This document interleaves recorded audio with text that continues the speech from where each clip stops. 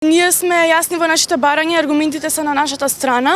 Сите оние кои што не се согласуваат со нив се слободни да посетуваат настава. Дали ќе биде успешен бојкотот зависи само од Министерството за образование, дали ќе не поддржат. Притисоците во сите средини каде што се одвива бојкотот се зголемуваат од ден на ден. Меѓутоа, тоа не демотивира, ние знаеме дека ние имаме право да се бориме.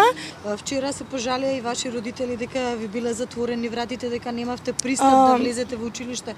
Каква е состојбата денес и за каков се друг вид на притисок се работи, имајќи во предвид дека бараа да потпишувате изјави? Што всушност е тоа?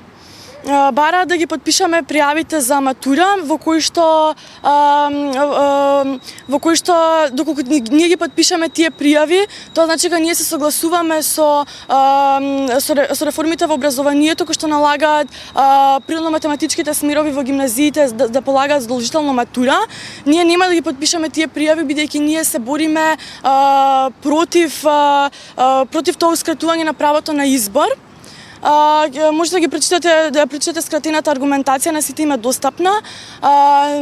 Не можеме ние, кои што имаме подеднакво иста математика со другите средни училишта, таа основна математика, не може тие да не ја полагаат, а ние обавезно да ја полагаме.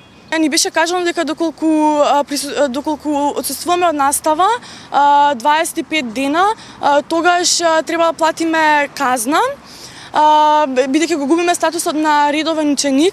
Меѓутоа ние не отсуствуваме од настава, ние сме во школа, има списоци, сите се потпишуваат кога доаѓаат и сосема го користиме нашето право да го искажеме нашиот револ. Имаме поддршка од родителите, беа свикани родителски, меѓутоа јасно се изјаснија повеќето родители дека не поддржуваат.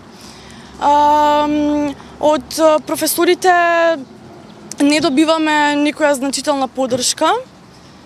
Меѓутоа, ова што го организираме само ние, средношколците. Нема никаква позадина и доколку некој смета дека ние сме во право и сака да ни се приклучи да не поддржи, тоа слободно може да го направи.